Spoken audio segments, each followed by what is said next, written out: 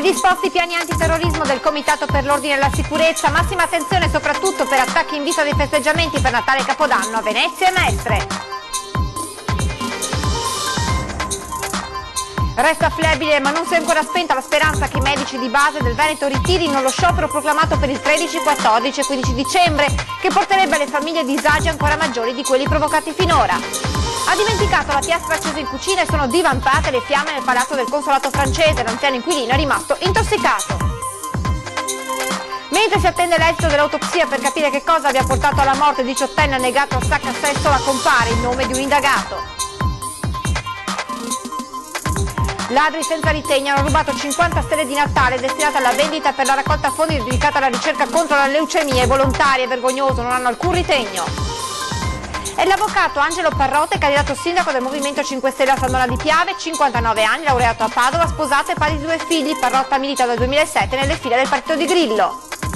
Mercoledì alle 20:30 si disputerà la partita contro gli spagnoli di Madrid. Coach De Raffaele: servirà coraggio, non ci presentiamo nelle migliori condizioni. Buonasera e ben ritrovati con le notizie da Venezia e provincia. Dunque, l'avete sentito anche dai titoli, predisposti piani antiterrorismo del Comitato per l'Ordine e la Sicurezza. Massima attenzione soprattutto per gli attacchi in vista dei festeggiamenti per Natale e Capodanno a Venezia e Mestre. Certamente ci saranno delle fioriere piuttosto che dei mezzi che potranno impedire l'accesso sulle vie principali verso le aree pedonali piuttosto che altro ancora. La presenza in termini di agenti appiedati sia con la divisa che in borghese sarà altrettanto intensa al punto di garantire la sicurezza durante gli eventi, le manifestazioni, durante il Natale, comunque tutto il periodo appunto delle vacanze. Massima attenzione per prevenire i rischi, soprattutto quelli legati a eventuali attentati terroristici.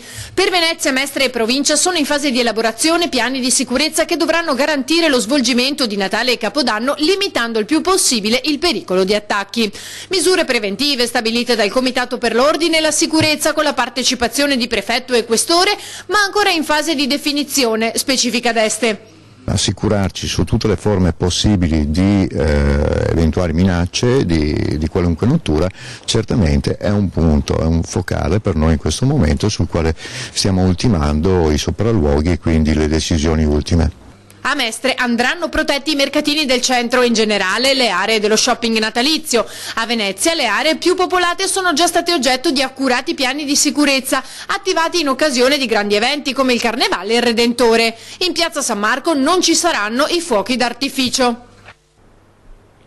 Doppio accoltellamento oggi a Marghera, 3 persone ferite dallo stesso aggressore. Il primo è avvenuto intorno alle 16:15 davanti al centro delle associazioni Gardenia.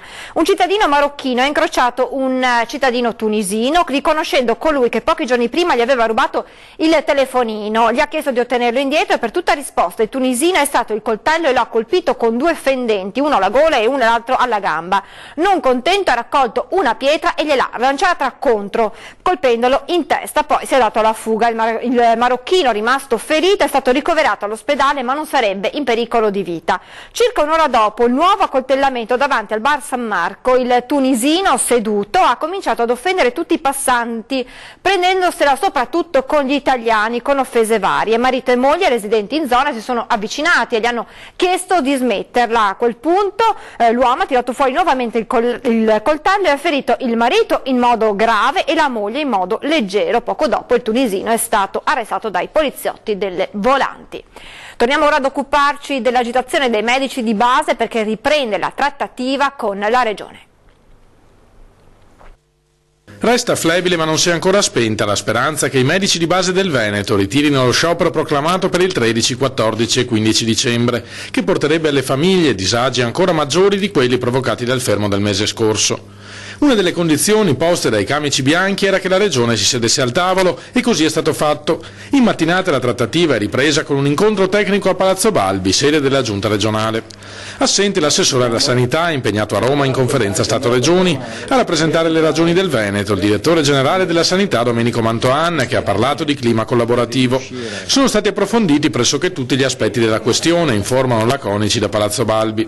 Il tavolo è stato quindi riaggiornato a lunedì 11 dicembre, 48 48 ore prima dell'annunciato stop di 3 giorni. Una protesta non condivisa da una larghissima fetta di popolazione che non si spiega una forma così estrema di rivendicazione da parte di una categoria certamente privilegiata rispetto agli altri lavoratori della sanità. I vigili del fuoco sono intervenuti questo pomeriggio intorno alle 16 in Sestiere e Castello a Venezia per un principio di incendio presso Palazzo Morosini. Le squadre dei pompieri intervenuti con 3 autopompe lagunari hanno spento il principio di incendio divampato nel cucinino al piano terra in cui fumo, incanalandosi verso l'alto, ha bloccato un signore anziano con la badante e un'altra signora al piano sovrastante. L'anziano è stato evacuato dai carabinieri intervenuti per primi, mentre le 2 donne sono state portate fuori dai vigili del fuoco. Il personale del SUEM ha visitato sul posto l'anziano. Il palazzo nobiliare ospita al 3° piano il consolato francese che non è stato coinvolto. Sono ora in corso le operazioni di areazione dei locali. La Procura di Venezia sta cercando di far luce sugli aspetti ancora poco chiari della morte del giovane veneziano Fabio Gasparini. Ci sarebbe un indagato in relazione alla tragedia di Fabio Gasparini, il 18enne veneziano trovato morto in laguna a Saccasessola, vicino alla barca che stava guidando per conto di un'azienda di trasporti. Un atto dovuto per consentire di far luce pienamente sull'accaduto e accertare l'esistenza di eventuali responsabilità. In queste ore l'autopsia sulla salma del giovane, conservata all'obitorio dell'ospedale civile. Sulla barca non ci sono comunque segni di urto e dai primi esami sembra certo che la causa di morte sia stata l'annegamento. L'ipotesi più probabile resta quella di un'onda anomala oppure di un malore che ha fatto scivolare in acqua il ragazzo. Le indagini affronteranno anche l'aspetto della sicurezza sul lavoro e del rispetto delle norme previste per l'attività svolta dal giovane, assunto da appena una settimana. Ladri senza scrupoli hanno rubato 50 stelle di Natale dell'AIL, i volontari nessun rispetto per la malattia e per la ricerca.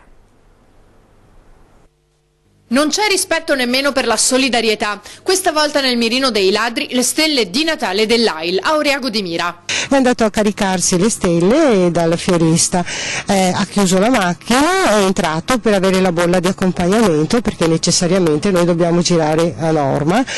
Quando è uscito non ha più trovato 7 scatoloni. Io non so, non sappiamo che cosa dire, siamo veramente costernati per questa cosa perché lucrare su una cosa del genere proprio non ha senso. In meno di 5 minuti i ladri si sono portati via 50 stelle di Natale destinate alla vendita per la raccolta fondi sulla ricerca contro la leucemia e l'appello dei volontari è quello di prestare la massima attenzione a non incappare in qualche truffatore. Se voi vedete nei nostri banchetti noi abbiamo le borse di carta che sono le borse nazionali in tutte quante le postazioni, rilasciamo regolarmente una ricevuta e c'è tutto il materiale dell'AIL Venezia, quindi è importante che le persone sappiano che devono avere questo riscontro che è fondamentale per noi. Vi invitiamo tutti a sostenerci ma soprattutto sostenere i nostri pazienti che noi assistiamo con le case AIL, con i contributi economici e soprattutto anche la ricerca e grazie a tutti coloro che ci vorranno aiutare in questo senso. Un lavoro impegnativo quello dei volontari che necessita di nuove leve. Di diventare volontari, di darci una mano perché noi ormai siamo tutti quanti vecchietti e attempati e abbiamo bisogno di un ricambio generazionale. Sono entrati in azienda per rubare ma il custode li ha messi in fuga, è accaduto a Borbiago di Mira. Erano quasi riusciti a scardinarla dal muro, ma l'incursione è stata resa vana dall'antifurto e soprattutto dal custode che nella notte tra domenica e lunedì è riuscito a mettere in fuga i ladri entrati in un'azienda attiva nella vendita e distribuzione di GPL con sede a Borbiago di Mira. L'obiettivo era la cassaforte della società. I danni sono ingenti, hanno dichiarato dalla sede dell'azienda, tra porte scardinate e tutto il resto, ma i ladri sono stati indotti a scappare. Hanno anche fatto molto rumore e il sistema d'allarme alla fine ha segnalato la loro presenza col custode che ha fatto il resto. Sul posto sono giunti i carabinieri che meno di una settimana fa erano intervenuti nella stessa zona scoprendo una Golf sospetta con i ladri che nel frattempo erano fuggiti per i campi. I 2 episodi potrebbero anche essere collegati. E Ed ora vediamo le immagini di un video che sta facendo il giro del web. Le immagini fanno riferimento a quanto accaduto a Cannareggio, in zona Chiovere. È successo oggi intorno alle 13, stando al video diventato appunto virale sui social. Una giovane presunta ladra le ha provate davvero tutte per mettere KO la serratura di questa abitazione, prendendola a calci. Ecco, lo vedete più volte, poi alla fine, visto che la porta non cedeva, ha desistito e si è allontanata. A 4 chiusa per oltre 2 ore questa mattina per un tamponamento tra mezzi pesanti. Autostrada chiusa fra Latisana e Portogruaro in direzione Venezia per un tamponamento verso le 9 della mattina tra 2 mezzi pesanti. Uno dei 2 ha perso il carico che trasportava delle granaglie, ma nessuno è rimasto ferito nell'impatto. Sul posto è intervenuto il personale di Autovie Venete, i soccorsi meccanici, i vigili del fuoco e la polizia stradale. Le operazioni di rimozione dei mezzi coinvolti e il recupero delle granaglie disperse su tutta la carreggiata sono state effettuate velocemente per ridurre il tempo di chiusura del tratto autostradale, che nel frattempo aveva provocato 14 km di coda. Verso le 11:30 il tratto è stato riaperto. I veneziani truffati per lungo tempo da un criminale che agiva nel territorio hanno finalmente ottenuto giustizia. Aveva colpito diverse volte nella città metropolitana la truffatrice seriale napoletana arrestata a Imola dai carabinieri. A mettere fine alla sua lunga e famigerata carriera l'occhio attento di un'impiegata delle poste del comune emiliano. L'addetta ha riconosciuto nella donna che aveva di fronte allo sportello il volto diramato in un messaggio di alert delle poste che indicava quella persona come potenziale truffatrice, già protagonista di frodi realizzate a Venezia e Udine. Alla cliente che voleva aprire un conto è stato chiesto di attendere il completamento di alcune procedure. Nel frattempo sono stati avvertiti i militari che, arrivati sul posto, hanno identificato la donna. La carta d'identità che aveva presentato corrispondeva a un'altra napoletana di 55 anni, ma i carabinieri si sono accorti che il documento era contraffatto. La delinquente è stata arrestata per false dichiarazioni sull'identità, possesso e fabbricazione di documenti falsi e tentata truffa. Voltiamo pagina. Dure critiche dal Partito Democratico alla decisione del sindaco di Venezia Brugnaro di ristrutturare l'attuale sede del Casinò anziché far entrare nella società imprenditori privati per realizzare una nuova casa da gioco nel quadrante di Tessera. Il progetto di inserire il Casinò nel quadrante di Tessera è esattamente il progetto che serve per il rilancio del Casinò stesso. Dare una mano di bianco alla sede attuale di Canoghera, che è stata utile negli anni scorsi, ma che oggi è assolutamente abbandonata in mezzo alla campagna e non è in grado di attrarre nessuno, a questo punto la signora Maria o il signor Giuseppe, invece di andare a Canoghera, sta a Mestre e va appunto nelle sale bingo. Il taglio dei costi del personale e la ristrutturazione del Casinò operata dal sindaco Luigi Brugnaro sarà inutile secondo gli esponenti del Partito Democratico se la casa da gioco non lascerà l'attuale sede per spostarsi nel nuovo distretto del divertimento che dovrebbe nascere all'interno del quadrante di Tessera. Con i soldi di investitori privati, sostiene il capogruppo in Consiglio Comunale Andrea Ferrazzi, bisognerebbe realizzare anche qui quanto avviene a livello mondiale con tutti i casinò che si stanno spostando all'interno di ampie zone dedicate al tempo libero. Quanto alla sfiancante trattativa in corso coi dipendenti, i democratici invitano il sindaco ad adottare una linea più morbida. Mi auguro che ci sia finalmente la disponibilità a sentire le ragioni anche dei dipendenti che hanno manifestato grande flessibilità e disponibilità a trovare un accordo anche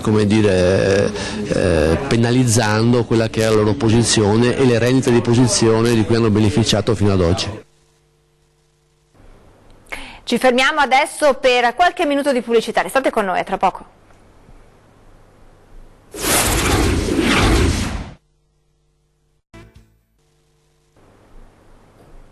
Di nuovo in diretta con l'edizione veneziana dei nostri telegiornali, la politica, alle comunali di San Donà di Piave ci saranno anche i grillini che hanno scelto nei giorni scorsi il loro candidato sindaco. È l'avvocato Angelo Parrotta il candidato sindaco del Movimento 5 Stelle a San Donà di Piave. 59 anni, laureato a Padova, sposato e padre di 2 figli. Parrotta milita dal 2007 nelle fila del partito di Grillo. Dal 2015 è in Consiglio Comunale, da dove ha avversato in particolare l'isola pedonale di Corso Trentin, sulla quale in caso di elezione promette un referendum tra i cittadini. Fa decidere ai cittadini, da una parte sostanzialmente per capire se i cittadini sono d'accordo o non d'accordo su quello che è stato fatto, cioè chiudere Corso Silvio Trentin, in buona sostanza, cioè chiudere la statale, cioè quindi il primo punto. Poi ovviamente bisogna prospettare una soluzione, anche quella condivisa con la cittadinanza. Altro tema fondamentale su cui verterà la campagna elettorale dei 5 Stelle, che a San Donà si definiscono il primo partito, sarà quello della sicurezza. Bisogna fare un piano per la sicurezza, quindi qualcosa di organico e di articolato che prevede il rafforzamento anche della polizia locale.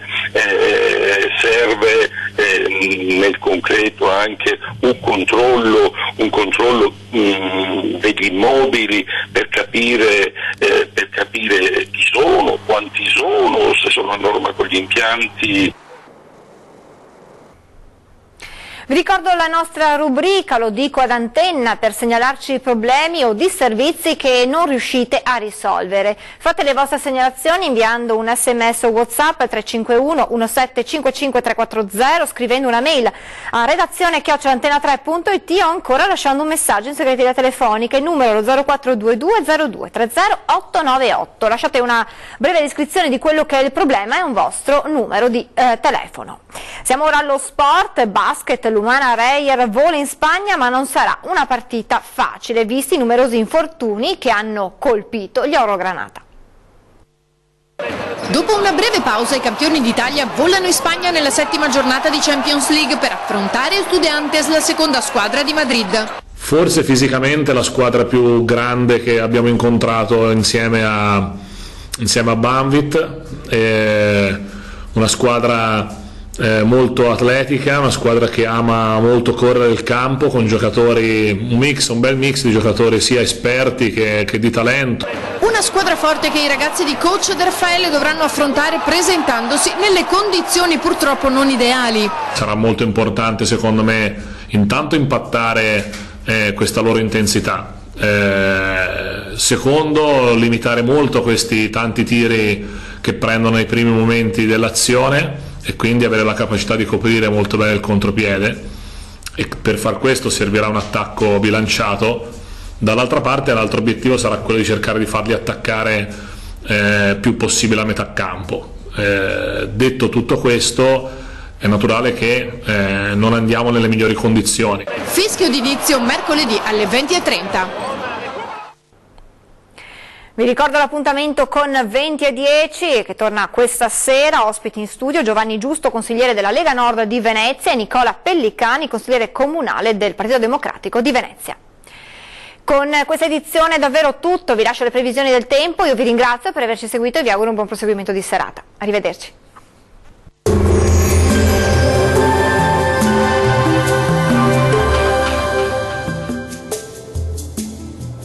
Ben ritrovati al meteo di Antenna 3. Prosegue il bel tempo stabile, per lo più soleggiato su tutto il nostro territorio. Vediamo insieme la situazione nel dettaglio. Sul Veneto possibilità di nebbie o foschie sulla pianura padana, meno possibili su quella veronese e trevigiana. Il cielo si presenterà sereno o poco nuvoloso altrove.